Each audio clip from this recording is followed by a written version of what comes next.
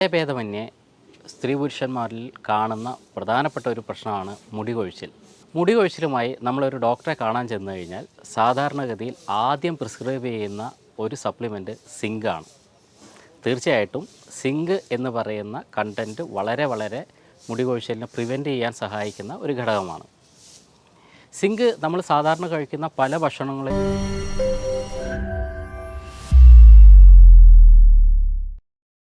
Hi, ഞാൻ doctor Shimji, CMO പ്രകൃതി സൗഖ്യം, കാഞ്ഞങ്ങാട്. പ്രായഭേദമന്യേ സ്ത്രീ പുരുഷന്മാരിൽ കാണുന്ന പ്രധാനപ്പെട്ട ഒരു പ്രശ്നമാണ് മുടി കൊഴിച്ചിൽ. മുടി കൊഴിച്ചിലുമായി നമ്മളൊരു ഡോക്ടറെ കാണാൻ ചെന്ന് കഴിഞ്ഞാൽ സാധാരണഗതിയിൽ ആദ്യം പ്രിസ്ക്രൈബ് ചെയ്യുന്ന ഒരു സപ്ലിമെൻറ്റ് സിങ്കാണ്. തീർച്ചയായിട്ടും സിങ്ക് എന്ന് പറയുന്ന കണ്ടൻറ്റ് വളരെ മുടി കൊഴിച്ചിലിനെ പ്രിവെൻറ്റ് ചെയ്യാൻ സഹായിക്കുന്ന ഒരു ഘടകമാണ്. സിങ്ക് നമ്മൾ സാധാരണ കഴിക്കുന്ന പല ഭക്ഷണങ്ങളിലുമുണ്ട്. നട്ട്സിലായാലും ചോക്ലേറ്റുകളിലായാലും ഇങ്ങനെ പല ഘടകങ്ങളിലുണ്ട്. പക്ഷേ എങ്കിൽ പോലും പലപ്പോഴും സിങ്കിൻ്റെ അബ്സോർപ്ഷൻ ശരിയായ രീതിയിൽ നടക്കാറില്ല. സിങ്കിൻ്റെ സപ്ലിമെൻറ്റേഷൻ എടുത്തു കഴിഞ്ഞാൽ പോലും ഒരു 10% പേരെങ്കിലും പറയുന്ന പ്രധാനപ്പെട്ട കംപ്ലയിൻറ്റ് യാതൊരു വ്യത്യാസവും മുടി കൊഴിച്ചിലിൽ വന്നില്ല എന്നാണ്. അവർക്ക് പ്രധാനപ്പെട്ട മറ്റൊരു കണ്ടൻറ്റിൻ്റെ ആവശ്യം കൂടെ ഉണ്ട്. വൈറ്റാമിൻ B6 എന്ന് പറയുന്ന ഒരു ഘടകമുണ്ടെങ്കിൽ മാത്രമേ സിങ്കിൻ്റെ അബ്സോർപ്ഷൻ ശരിയായ രീതിയിൽ നടക്കൂ. വൈറ്റാമിൻ B6 പലപ്പോഴും നമ്മൾ കഴിക്കുന്ന ഭക്ഷണങ്ങളിലും ഉണ്ട്. നേന്ത്രപ്പഴമായാലും ചീരയായാലും നട്ട്സായാലും മുട്ടയിലെ മഞ്ഞയായാലും ഒക്കെ ഈ പറയുന്ന വൈറ്റമിൻ B6 ഉണ്ട്. പക്ഷേ പലപ്പോഴും ഈ ഭക്ഷണത്തിൽ കൂടിയുള്ള വൈറ്റമിൻ B6 നമ്മുടെ ശരീരത്തിൽ പോരാതെ വന്നേക്കാം. അങ്ങനെയുള്ള സമയത്ത് വൈറ്റമിൻ B6 നമ്മൾ സപ്ലിമെൻറ്റ് ചെയ്യണം. പക്ഷേ ആലോചിക്കേണ്ടുന്ന ഒരു കാര്യം, വൈറ്റാമിൻ B6 അതിൻ്റെ ആക്റ്റീവ് ഫോമിലാണ് നമ്മൾ കൊടുക്കേണ്ടത്. ഈ ആക്റ്റീവ് ഫോമിനെ സാധാരണ അറിയപ്പെടുക P5P എന്നാണ്, പിരിഡോക്സിൽ 5-ഫോസ്ഫേറ്റ്. P5P പ്ലസ് സിങ്ക് എന്നുള്ളത് മുടി കൊഴിച്ചിൽ മാറ്റാനുള്ള ഒരു മാജിക്കൽ ഫോർമുല തന്നെയാണ്. ചിലരെങ്കിലും സിങ്കിൻ്റെയോ വൈറ്റാമിൻ B6ൻ്റെയോ അപര്യാപ്തത ഇല്ലാതെ തന്നെ മുടി കൊഴിച്ചിൽ അനുഭവപ്പെടുന്നവരാണ്. വേറെയും ചില കാരണങ്ങൾ നമുക്ക് നോക്കാം. അതിൽ പ്രധാനപ്പെട്ട ഒരു കാരണമാണ് അയൺ ഡെഫിഷ്യൻസി. അയൺ എന്ന് പറയുന്ന കണ്ടൻറ്റ് പലപ്പോഴും ഭക്ഷണത്തിൽ കൂടി കൊടുത്തു കഴിഞ്ഞാലോ സപ്ലിമെൻ്റായി എടുത്താൽ പോലുമോ ചിലവർക്ക് യാതൊരു വ്യത്യാസവും ഉണ്ടാകാറില്ല, ഡെഫിഷ്യൻസി ആയിട്ട് തന്നെ കാണാം. അതിൽ പ്രധാനപ്പെട്ട ഒരു കാര്യം, അവർ കഴിച്ച് ഭക്ഷണം അയണിനെ ശരീരത്തിൽ വെച്ച് അബ്സോർപ്ഷൻ നടക്കുന്നില്ല എന്നുള്ളതാണ്. പലപ്പോഴും ശരീരത്തിനകത്തുള്ള വേംസ്, കൃമികൾ ഒക്കെ പറയാം, ഇത്തരം സൂക്ഷ്മജീവികളൊക്കെ ജീവിക്കുന്നത് തന്നെ നമ്മൾ കഴിക്കുന്ന ഭക്ഷണത്തിൽ ഉള്ള അയൺ സ്വീകരിച്ചിട്ടാണ്.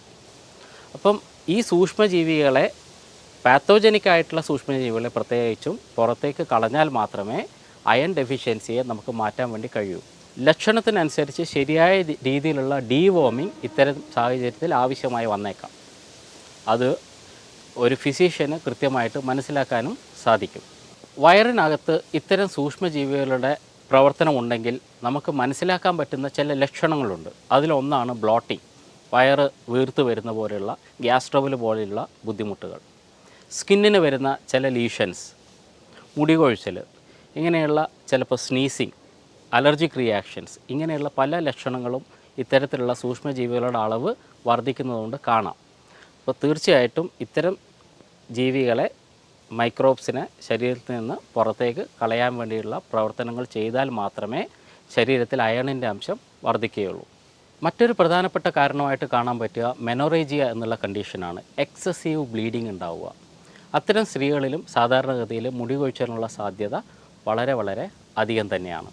കൃത്യമായ രീതിയിലുള്ള സിങ്ക്, P5P തുടങ്ങിയ സപ്ലിമെൻറ്റിൻ്റെ ഉപയോഗം, അയൺ ഡെഫിഷ്യൻസിയെ മറികടക്കാനുള്ള കാര്യങ്ങൾ ചെയ്യുക, ഗൈനക്കോളജിക്കൽ ഇഷ്യൂ ഉള്ള ആൾക്കാരിൽ അത്തരത്തിലുള്ള പ്രശ്നങ്ങൾ പൂർണ്ണമായും മാറ്റുക എന്നതൊക്കെയാണ് നമ്മൾ ഹെയർ ഫോൾ പ്രിവെൻറ്റ് ചെയ്യാൻ വേണ്ടി ചെയ്യേണ്ടുന്ന പ്രധാനപ്പെട്ട കാര്യങ്ങൾ.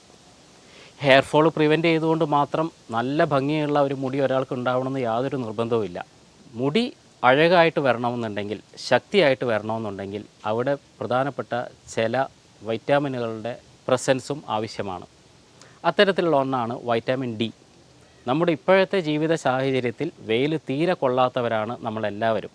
അതുകൊണ്ട് തന്നെ മഹാഭൂരിപക്ഷം ആളിലും വൈറ്റാമിൻ Dയുടെ ഡെഫിഷ്യൻസി കാണാറുണ്ട്. ശരിയായ രീതിയിലുള്ള വൈറ്റാമിൻ ഡി സപ്ലിമെൻറ്റേഷൻ എടുക്കുക. നോർമൽ ആയതിനു ശേഷം അതിൻ്റെ മെയിൻ്റനൻസിന് വേണ്ടി എല്ലാ ദിവസവും 20 മിനിറ്റ് തൊട്ട് അരമണിക്കൂർ വരെ വെയിൽ കൊള്ളുക തുടങ്ങിയ ശീലങ്ങളും മുടിയുടെ ബലം വർദ്ധിപ്പിക്കാൻ വേണ്ടി സഹായിക്കും. മറ്റൊരു പ്രധാനപ്പെട്ട ന്യൂട്രീഷനാണ് ബയോട്ടിൻ.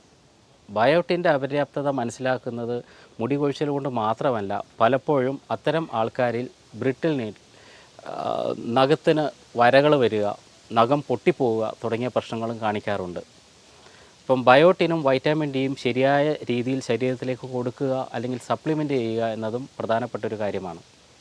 വൈറ്റാമിൻ ഡി പലപ്പോഴും നമ്മൾ കഴിക്കുന്ന ചില ഭക്ഷണങ്ങളിൽ നിന്നൊക്കെ നമുക്ക് കിട്ടാം. ഉദാഹരണത്തിന് ഡയറി പ്രോഡക്ട്സിൽ ചെറിയ അളവിലുണ്ട്, മുട്ടയിൽ വൈറ്റാമിൻ ഡി ഉണ്ട്. പക്ഷേ ശ്രദ്ധിക്കേണ്ടത്, കൂട്ടിലടച്ച് വളർത്തുന്ന കോഴിയിൽ നിന്ന് കിട്ടുന്ന മുട്ടയിൽ വൈറ്റാമിൻ ഡി വേണമെന്ന് നമ്മൾ നിർബന്ധം പിടിക്കാൻ പാടില്ല. കോഴിയും അത്യാവശ്യം വെയിൽ കൊള്ളുന്നതായിരിക്കണം. മറ്റൊന്ന് ബയോട്ടിൻ സ്വീറ്റ് പൊട്ടറ്റയിൽ ധാരാളമായിട്ടുണ്ട്. അതേപോലെ തന്നെ നട്ട്സ്, മീറ്റ്, ഫിഷ് ഇതിലൊക്കെ ചെറിയ അളവിൽ ബയോട്ടിൻ കിട്ടാറുണ്ട്. ഇത്തരത്തിലുള്ള എല്ലാ ന്യൂട്രീഷ്യൻസുകളും ശരിയായ അനുപാതത്തിൽ ശരീരത്തിലേക്ക് കൊടുക്കുക വഴി വളരെ ഭംഗിയുള്ള ബലമുള്ള മുടി നമുക്ക് മെയിൻറ്റെയിൻ ചെയ്യാൻ വേണ്ടി കഴിയും. മുടി കൊഴിച്ചിൽ തടയാൻ വേണ്ടി സിങ്ക്, P5P, അതേപോലെ തന്നെ അയൺ, അകത്തുള്ള വേംസിനെ നശിപ്പിച്ച് കളയുക, കൃത്യമായ ഗൈനക്കോളജിക്കൽ ഇൻ്റർവെൻഷൻസ് നടത്തുക എന്നീ കാര്യങ്ങൾ നമ്മൾ ചെയ്യേണ്ടതായിട്ടുണ്ട്. അതേപോലെ മുടിയുടെ ശക്തി വർദ്ധിപ്പിക്കുന്നതിനായി വൈറ്റാമിൻ ഡിയും ബയോട്ടിനും ശരിയായ രീതിയിൽ ഉപയോഗിക്കുകയും കൂടി ചെയ്യുക. ഇത്രയും കാര്യങ്ങൾ കൃത്യമായി ചെയ്യുകയാണെങ്കിൽ വളരെ അഴകുള്ള, ബലമുള്ള, ശക്തിയുള്ള മുടി നിങ്ങൾക്കെല്ലാവർക്കും കിട്ടുന്നതാണ്. മറ്റൊരു ടോപ്പിക്കുമായി വീണ്ടും കാണാം. നന്ദി.